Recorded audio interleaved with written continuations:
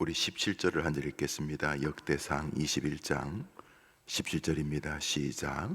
하나님께 아뢰되 명령하여 백성을 계수하게 한 자가 내가 아니니까 범죄하게 하고 악을 행하는 자는 곧 나니이다. 이 양 때는 무엇을 행하였나이까? 정하건대 나의 하나님 여호와여, 주의 손으로 나와 내 아버지의 집을 치시고 주의 백성에게 재앙을 내리지 마옵소서. 여기 양 때는 이제 백성을 말합니다. 다윗의 실수로 이스라엘 백성 7만 명이 하나님의 징계로 인해 목숨을 잃습니다. 지도자를 잘 만나야 됩니다.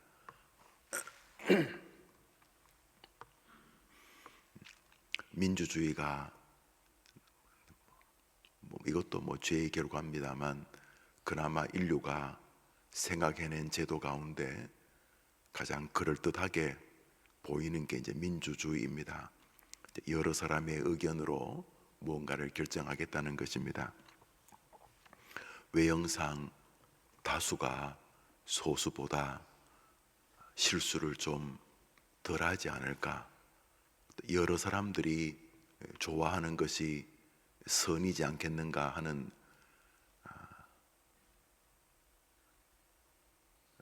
다소 그럴듯해 보이는 이 또한 악한 제도이죠. 개가 100마리 모인다고 훌륭한 의견이 하나님 앞에서 도출될 수 보지 않는 것처럼, 사람이 가지고 있는 양심이나 지식이나 보편적 상식이 다수결의 법칙이 서너 명이 결정한 것보다 좀 더 합리적일 것이라는 추정에 근거해서 이제 민주주의를 그나마 다양한 제도보다 나은 것으로 사람들이 생각을 합니다. 그럴 수도 있지만은, 우리가 알듯이 인간의 죄성이라는 것이 한 명이든 10명이든 10,000명이든 꼭 좋은가 이렇게 볼 때에 이 또한 여전히 에덴에서 범죄한 이후에 인간들이 개발해낸 제도일 수밖에 없기 때문에 이제 위험한 제도입니다. 그래서 늘 우리가 깊이 고민을 해야 합니다. 인간들의 그 어떠한 방식의 결정도 우리가 늘 주의해야 할 것은 하나님의 뜻이 다수결에 의하여서 이루어질 리가 없기 때문입니다. 그래서 소수의 의견이 진실이라고 말하는 것도 악이지만, 다수의 사람들이 모여서 내린 결정이 선이라는 것도 너무너무 위험한 결정이기 때문입니다. 역사적으로 다수결이 결정해서 선한 결과를 이룬 것이 많이 없습니다. 다수든 소수든 우리들은 주님의 뜻에 우리의 마음을 두어야 한다는 것입니다. 주님의 뜻을 이루소서, 고요한 중에 기다리니, 이렇게 주님의 뜻에 우리가 늘 마음을 둬야 하는 것입니다. 다수들이 모여서 천국이 없다고 하면 진실이겠습니까? 다수가 모여서 악이 선이라고 하면 진실이겠느냐 하는 측면에서 우리 그리스도인들은 다수의 결을 따르지 않고, 그렇다고 소수의 의견을 따르지도 않고, 우리들은 말씀을 통해서 우리에게 지금도 계시하시는 하나님의 뜻을 따르는 백성인 줄 믿습니다. 우리는 늘 거기에 마음이 있어야 하는 것이죠. 오늘 본문에 7만여 명이 이제 목숨을 잃는 장면이 나오는데, 그 이유가 이제 지도자 때문입니다. 그래서 다수의 법칙에 민주주의가 있는 것처럼 보이지만은, 사실은 소수의 뛰어난 지도자에게 많은 다수들이 움직이는 것을 부정할 수가 없습니다. 게르만 민족, 독일 이 게르만주의가 얼마나 심각한 일을 인류에게 끼쳤습니까?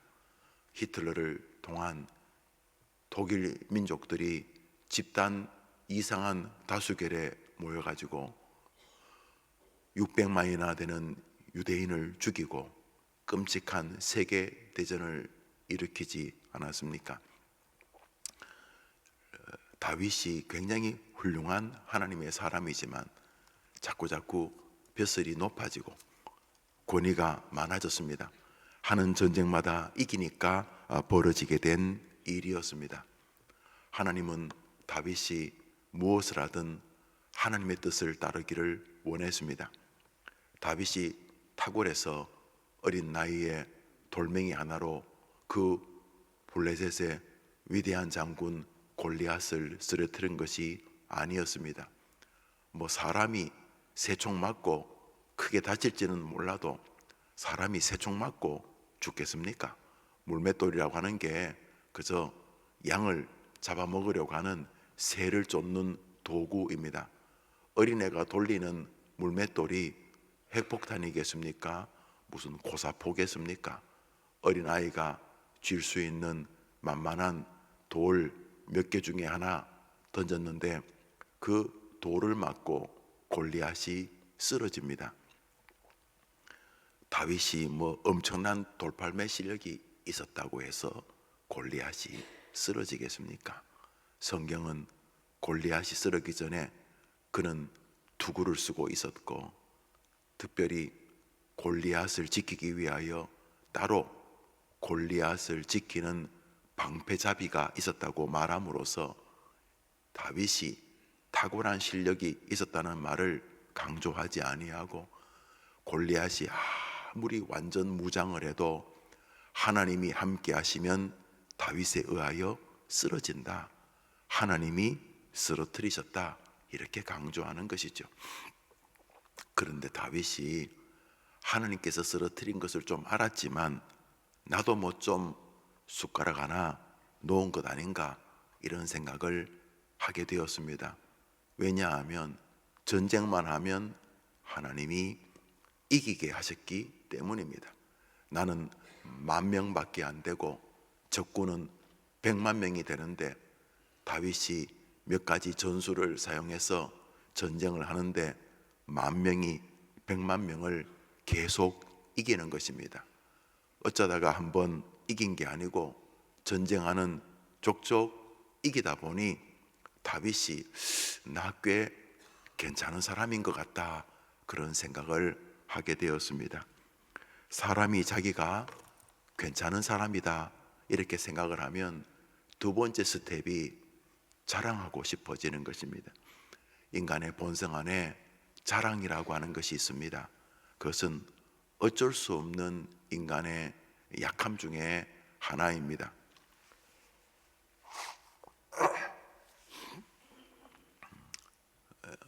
세상 사람은 빙 돌리든 직설적이든 자기 자랑을 하며 살아갑니다.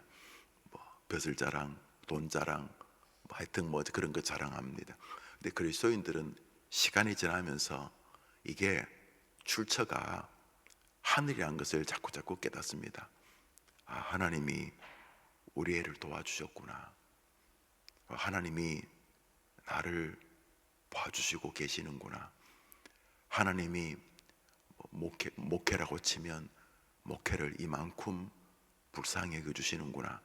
자꾸 내가 한 게 아니고 아버지가 주셨다는 것을 깨닫기 시작합니다.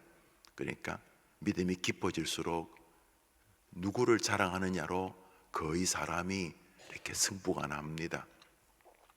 다윗도 처음에는 하나님이 이기게 하니까 늘 하는 게 감사했는데 이 전쟁을 할 때마다 자꾸 이기니까 자기가 대단하다 생각이 드니까 내가 꽤 실력이 있는 사람이다 이런 걸 이제 자랑하고 싶어졌습니다.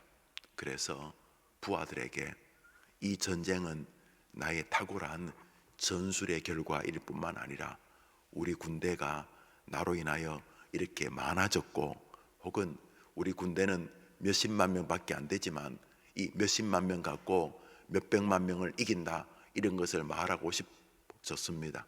그러니까 내가 군대를 가지고 10,000명은 앞에 이렇게 저격병으로 보내고 또 30,000명은 뒤에 매복을 시키고 또 15,000명은 육지로 또 15,000명은 산으로 또 15,000명은 강에 숨어 있게 하고 이래서 자기가 군대를 가지고 얼마나 탁월한 전술을 펴는 이 진을 펴는 사람인가 이런 걸 자랑하고 싶기도 하고 또 반대로 우리 군대는 30만 명밖에 안 되는데 저 군대는 500만 명이다. 그런데 저 500만 명을 이 30만 명 이 내 작은 군대로 이겼다. 이렇게 해서 이쪽이든 저쪽이든 자기를 좀 자랑하려면 제일 먼저 군인 숫자를 세워야 되지 않겠습니까? 우리 군인이 몇 명인데 그 몇 명을 이렇게 나눠서 내가 전쟁의 승리의 이 진을 펼쳐서 이겼다. 나는 뛰어난 전쟁 지략가다. 이렇게 자랑하려고 해도 우리 군대가 몇 명인지 알아야 되고 또 반대로 우리 군대는 소수지만 저 다수를 이겼다. 그러니까 우리 군대는 소수 몇 명이지만 저 몇 배나 더 많은 적군을 이겼다라고 또 사람들에게 자랑하려면 그 또한 이 숫자를 내가 가진 군인이 몇 명인지를 숫자를 세어야 하지 않겠습니까? 그래서 하나님 이걸 아시고 다윗에게 군대를 계수하지 마라 그러셨습니다. 하나님이 군대를 다윗에게 계수하지 말라고 하는 것은 전쟁에서 내가 이렇게 3분의 1은 이렇게 하고 뭐 또 2분의 1은 이렇게 하고 이렇게 다윗이 이 전쟁은 내가 내 지략으로 이겼다 이렇게 할 수 있는 빌미를 다윗이 가지지 않기를 원하셨습니다. 하나님이 인간을 잘 아시는 것입니다. 그런데 다윗이 그렇게 안 했습니다. 자꾸 지자랑하고 싶어졌습니다. 내가 얼마나 대단한 목사인지, 내가 얼마나 대단한 믿음의 사람인지, 내가 얼마나 교회에 헌신하는 사람, 내가 얼마나 잘 됐는지, 내가 얼마나 잘났는지 이렇게 자꾸 자기를 자랑하고 싶어졌습니다. 오늘 본문 역대상 21장 1절을 읽겠습니다. 1절 읽읍시다. 시작. 사탄이 일어나 이스라엘을 대적하고 결국 사탄이 이겼네요. 사탄이 다윗을 충동질해서 너 대단한 사람이야. 너 저 장로보다 네가 더 대단해. 저 집사보다 네가 훨씬 대단해. 네가 저 목사보다 네가 훨씬 대단해. 이렇게 다윗을 사탄이 부추겼습니다. 교만하라고. 왜요? 교만해야 하나님이 지시니까. 교만은 패망의 선봉이요 거만함은 넘어짐의 앞잡이니라. 교회 생활 저는 이 나이까지 해봤지 않습니까? 목사 이전에 저는 이 나이까지 교회 생활 하지 않았습니까? 완벽합니다. 교만한 자를 꺾으십니다. 성경이 아니어도 제가 자신 있게 말할 수 있습니다. 저도 어린 시절부터 60살이 될 때까지 교회 생활을 봐왔으니까 성경에 없어도 저는 제 모든 걸 걸고 말할 수 있습니다. 제가 살아오면서 믿음 생활을 이래 보니까 교만한 사람을 꺾으시더라고요. 이렇게. 근데 성경도 교만하면 나 여호와가 내 이름을 걸고 쫓아가서 꺾어버리겠다 그러셨으니까 단 한 명도 예외가 없겠죠. 뭐 김영우가 뭐 대단하다고 교만한데도 안 꺾으시겠습니까? 여러분도 여러분의 자식도 단 한 명도 예외가 없겠죠. 예외가 있다면 하나님이 거짓말쟁이이신 거죠. 그러니까 그럴 가능성은 제로라는 측면에서 우린 하늘나라 갈 때까지 끊임없이 내가 거들먹거리고 있지 않나 계속 생각해야 됩니다. 내가 살려고 내 사랑하는 자식들을 진짜 복되게 하고 싶어서 늘 깨어 있었는데 이 다윗 이 사람이 그만 넘어져 버렸습니다. 그래서 부하들이 만류해도 성질 내면서 군대를 계수하게 됩니다. 나 대단한 사람이야 이렇게, 나 군대 이렇게 많아 이렇게, 내가 말이야 이렇게 말했지 하려고 그랬습니다. 하나님이 다윗에게 선지자 갓을 보내어서 죽여버리겠다 그랬습니다. 다윗이 그제서야 하고 정신을 차리려고 했지만은 때는 늦었습니다. 네가 죽을래? 다른 것을 징계할까? 하나님이 다윗에게 징계의 기회를 주셨습니다. 다윗도 사람이니까 하나님 나를 불쌍히 여겨달라고 합니다. 날 죽이지 말라 이 말이죠. 그때 하나님이 이스라엘 백성 7만 명을 죽여버리십니다.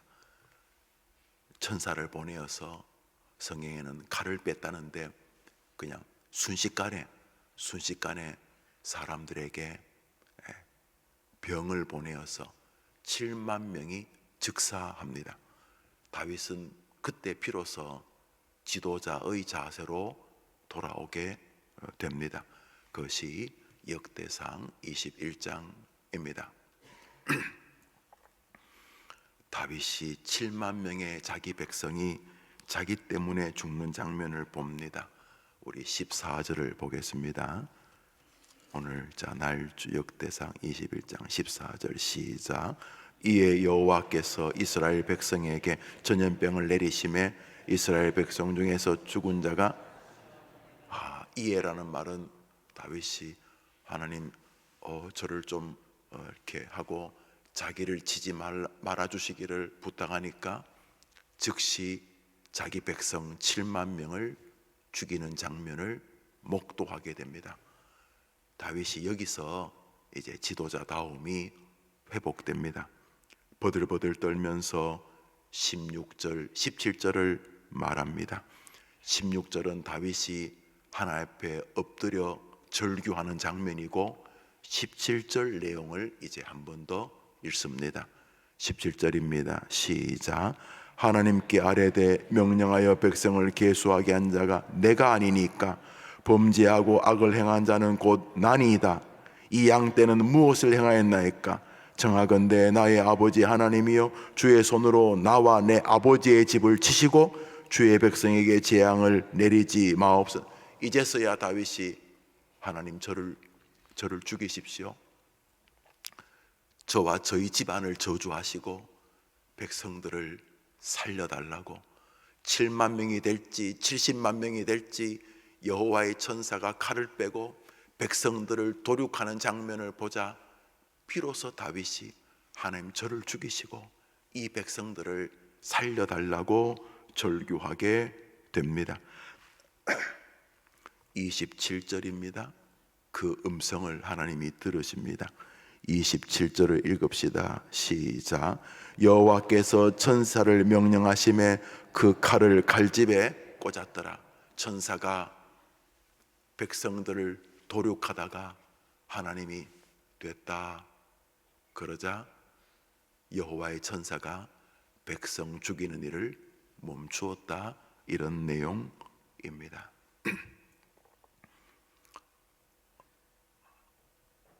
제가 아침에 지방을 내려가서 그렇게도 해서 우리가 조금 좁혀봐야 되겠네요. 우리 성경 말씀 베드로전서 2장을 잠시 보겠습니다. 베드로전서 오늘자 날주입니다. 베드로전서 2장입니다.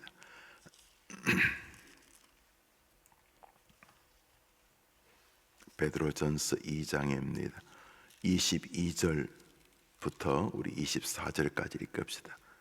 시작. 그는 죄를 범하지 아니하시고 그 입에 거짓도 없으시며 욕을 당하시되 맞대어 욕하지 아니하시고 고난을 당하시되 위협하지 아니하시고 오직 공의로 심판하시는 이에 부탁하심 친히 나무에 달려 그 몸으로 우리 죄를 담당하셨으니 이는 우리로 죄에 대하여 죽고 의에 대해 살게 하려 하심이라. 그가 채찍에 맞음으로 너희는 나음을 얻었나니. 예수님의 이야기입니다. 여기서 그가 채찍에 맞음으로 그분이 채찍에 맞음으로 우리가 나음을 입었다. 이제 예수님 이야기입니다. 여기 예수님을 뭐라고 설명하냐 하면 그는 죄를 알지도 못하시는데, 그런데 그분이 우리를 대신하여 채찍에 맞고 그분이 저주를 받으심으로 우리가 나음을 입었다, 이렇게 말합니다. 오늘 읽었던 역대상 21장에 다윗은 죄인입니다. 다윗은 죄인이고 다윗지 때문에 백성들이 죽었습니다. 다윗이 시작한 일입니다. 그런데 오늘 16절 17절에 다윗이 아이고 하나님 그만해 주십시오. 제가 명령한 거 아닙니까? 제가 죄를 지은 거 아닙니까? 하나님 저를 징계하시고 저를 죽이시고 이 백성을 살려주십시오. 여호와께서 천사에게 명하심에 천사가 칼을 칼집에 다시 꽂았다. 이 죄인 다윗이 하나님 저를 죽이시고 이 백성을 살려주십시오. 여호와께서 그 소리를 들으시고 천사에게 명해서 그만하자 천사가 칼을 다시 칼집에 꼽았다. 이렇게 역대상이 끝나죠. 예수님은 다윗이 아니죠. 다윗은 죄인이었는데 이분은 죄를, 오늘 베드로서가 이분은 죄를 알지도 못하는 분인데 그가 우리를 위하여 고초를 당하심으로 그는 고난을 당해 죽고 우리는 나음을 입었다, 이렇게 말합니다. 다윗은 안 죽었어요. 다윗은 안 죽고 내가 저주를 받을 테니 내 백성을 살려달라고 그랬는데 다윗은 안 죽었어요. 또 다윗은 그 시작이 자기 죄 때문이었어요. 그런데 성자 하나님이신 예수님은 죄를 알지도 않아.